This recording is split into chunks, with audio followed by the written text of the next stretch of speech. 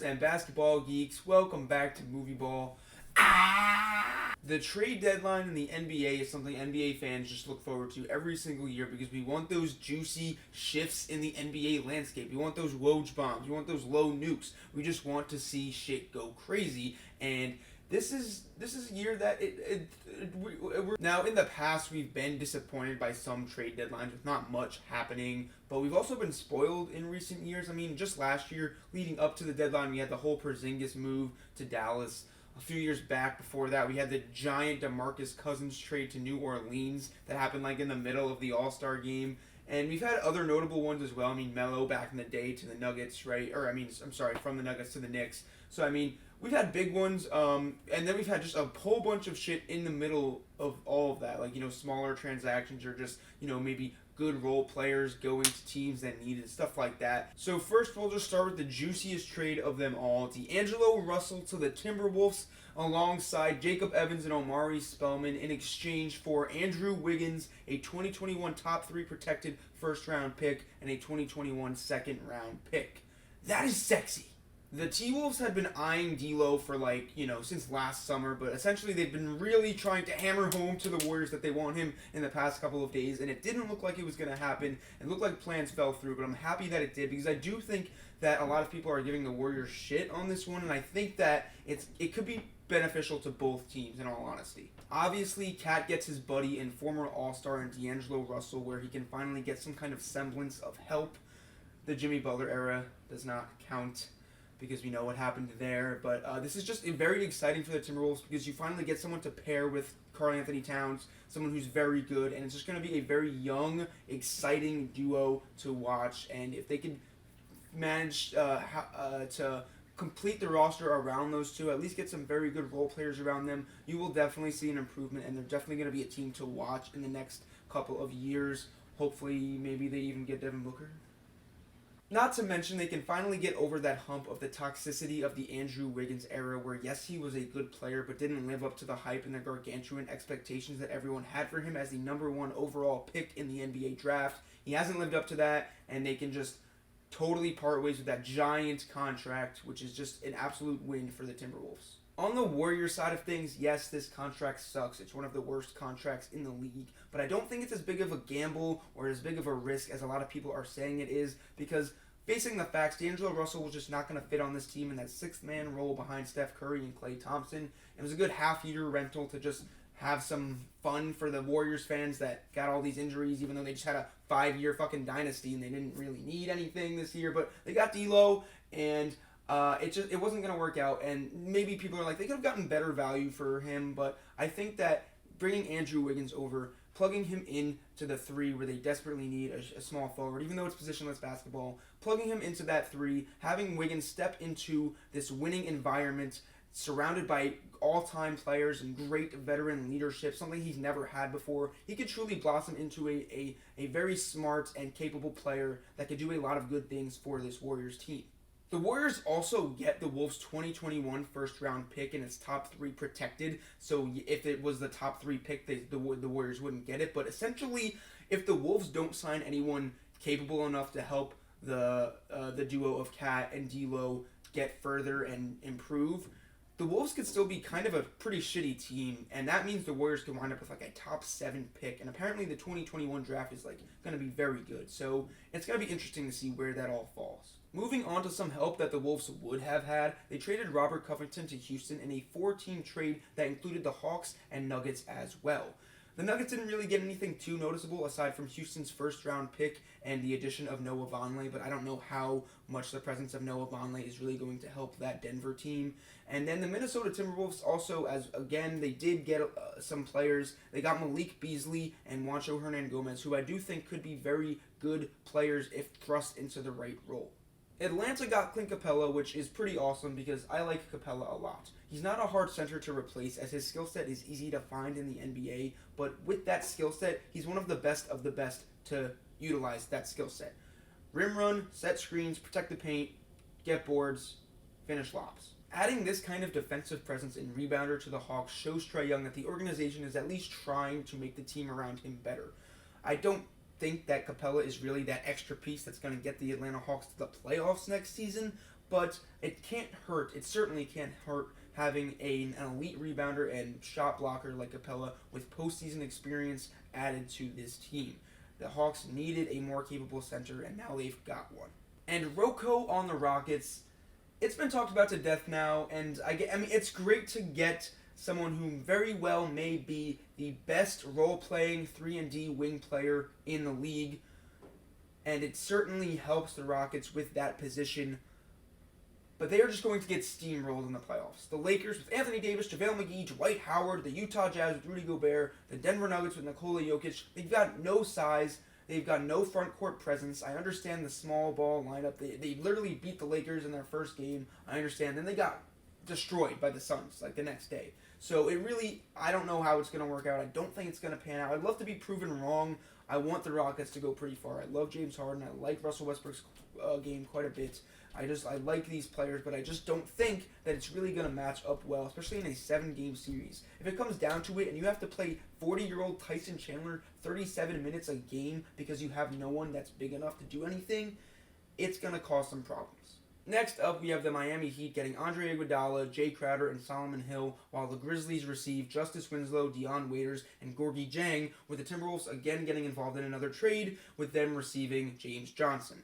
I was way off about the Miami Heat. I said they wouldn't even make the playoffs, so obviously I don't know what I'm talking about. They're one of the best teams in the East, so getting a player like Andre Iguodala, who is a 3-time champion, has that championship pedigree, has that resume, can help them out in these playoff scenarios, get those younger guys that knowledge that it takes to have to win these games in the locker room in this kind of environment, it's definitely going to help them. However, I don't think he's really enough to put them over the edge solely just because he is now, at this point, a 36-year-old role player who has been in and out of the lineup in the past couple of seasons because of his injury-riddled body at this point, and he took more than half the season off now this year. So that's something to consider. Integrating him into the Heat system isn't going to be a challenge by any means necessary. That should go over relatively smoothly. I just think it's a bit of wishful thinking to expect him to make huge differences in every single game for the Heat this year. Like I said, he's older now. He took half the season off.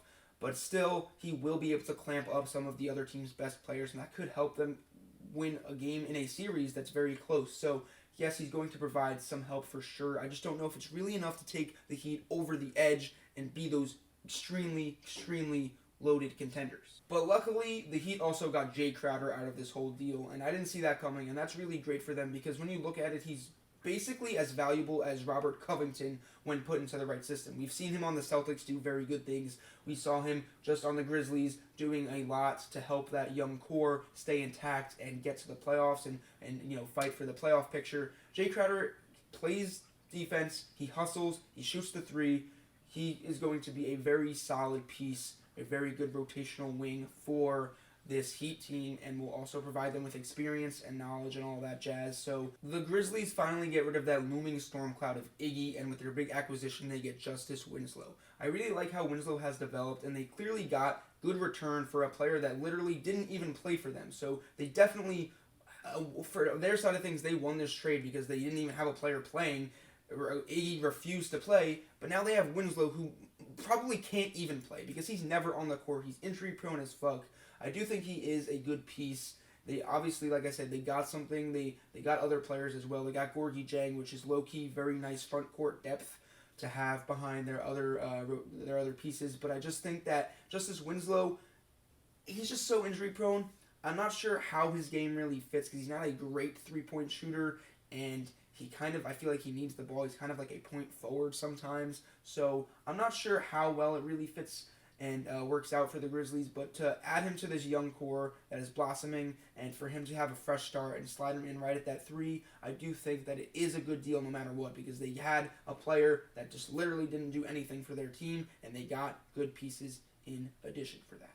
Now let's go to the most perplexing deal of the deadline, the Cavaliers trading for Andre Drummond. Now, it's perplexing for both sides, but at least there's an argument that could be made for the Cavaliers. What did they give up? Brandon Knight, John Henson, and a 2023 second-round pick. Giving up that shit, which is essentially nothing, means the Cavaliers just got him for free. The Pistons just essentially handed him over and said, just take him. So it's like, why wouldn't they do that at that point? When they're not getting rid of anything, it's no harm, no foul. Just take him. Why not? Sure, they still have Tristan Thompson, and they're in the midst of blowing up their whole team, and they'll trade a lot of pieces away in the offseason. But even if Drummond's just a rental, it costs them nothing. So again, why wouldn't they do it? I imagine that the Cavs do sign him to a long-term deal, and Drummond would obviously do it because I don't think anyone's really going to pay him the money that the Cavs would, because the Cavs have the cap space, and maybe they're just like, here, play with Darius Garland and Colin Sexton, get us a big guy that can just rebound and block shots. But the Pistons, I mean, I get that Drummond's trade value was dwindling, and you want to tear it up and start from the bottom, but you got Brandon Knight, John Henson, and a 2023 second-round pick that's so far away. It wasn't even a close one. Look, I'm one of those people that actually does not hate Brandon Knight. Yes, he's pretty useless now because of injuries that have nagged his career over the past couple of years or so. But there was a season that he averaged 19 points, 4 rebounds, and 5 assists. It was on an empty Suns team that was terrible. But Brandon Knight had skill, and I know that he had a very embarrassing highlight reel of plays and shit that happened to him, which caused him to be this meme. But he was a player that had value, and if he didn't get hurt, I think he still could provide some kind of help to some team, some contender, or something like that. But that's the end of me being nice because he's useless and he means nothing to the Pistons. It's just so pointless. I can't believe they literally just took Brandon Knight for Andre Drummond, in addition to John Henson, who is whatever. I mean, he's not bad, but why are you taking him? And then the 2023 second rounder. I mean, the Pistons, I understand, like I said, that Drummond's trade value is low, but there must have been a better deal from 29 of the other teams there are in this league that they could have gotten done. There must have been a better deal they could have gotten done. Then we head over to my Knicks, where we traded Marcus Morris for Mo Harkless and future draft picks. The Wizards also got involved in this trade, sending Isaiah Thomas over to the Clippers, and the Clippers giving them Jerome Robinson, but the Clippers are going to waive Isaiah Thomas, so I just feel really bad for that man. He's always just getting traded and waived, and he can't get back to that, even a semblance of what he was, so it's really sad. Prayers for Isaiah Thomas, I guess, but yeah, that's the trade. But this is obviously a smart move for both the Clippers and the Knicks. I do think that the Clippers needed more front court size to compete with Rudy Gobert and the Lakers front court and all the front courts of the West. However, they do still get a small ball forward that can shoot the ball very well as a glorified role player who is adding more offense to a stacked offensive team already. It's just very great because they don't really give up anything meaningful either, so it's a great deal for them. And for the Knicks, this is also a really good move. We didn't get anything exceptional in return, but we still got a return, which I am impressed with, considering I thought we would do the most Knicks thing ever and sign Marcus Morris to a 4-year max contract for averaging 19 points, an empty 19 points on one of the worst teams in the league. That was totally a Knicks thing to do, and I was very scared and skeptical of what they were going to move forward with, but thankfully we didn't do that. We got Mo Harkless, which means nothing, but we got some kind of semblance of draft picks, which they might not be great because they're Clippers and they're swaps and shit like that, but it's something, and I am proud of that. Philadelphia steps into the picture by trading for Alec Burks and Glenn Robinson, getting some much-needed shooting and offensive firepower off the bench, just giving up some second-round draft picks from other teams they've acquired over the years to give to the Golden State Warriors. It's a win-win. The Warriors were not going to sign Alec Burks back because his value kind of went up, and they might as well get something for him. And then the Sixers do, again, make another move at the deadline to try and improve their roster because they've had this kind of turmoil over the past month or so, as they usually seem to do at this point in the season.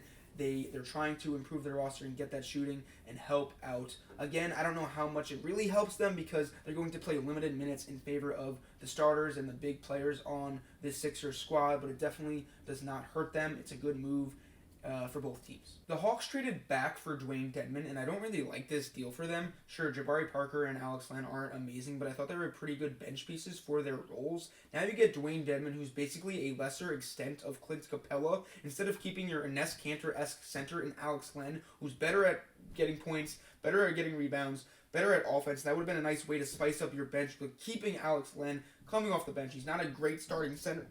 Sorry, I got like a hiccup in there. He's not a great starting center by any stretch of the imagination, but he could do what he does like Enes Kanter in limited minutes. But now you just get another player that's Clint Capella-esque, but not even close to as good as Clint Capella. So it just doesn't really make sense to me. I guess for the Kings, it's a good deal. And Jabari Parker, if he wasn't injured, he would have been very good. And I understand that he's got some money on his contract, but he also could have been a nice rotational piece for this bench. helping them out get some wins maybe next year or something. I don't know, but I just don't really get this deal. Whatever. And that was basically all of the big deals. I mean, James Ennis was also traded from the Sixers to the Magic, so the Sixers could free up some roster spots for their new acquisitions, which makes sense. You got to do what you got to do, and I guess the Magic gets someone that's a wing that can shoot. I guess that could help them out.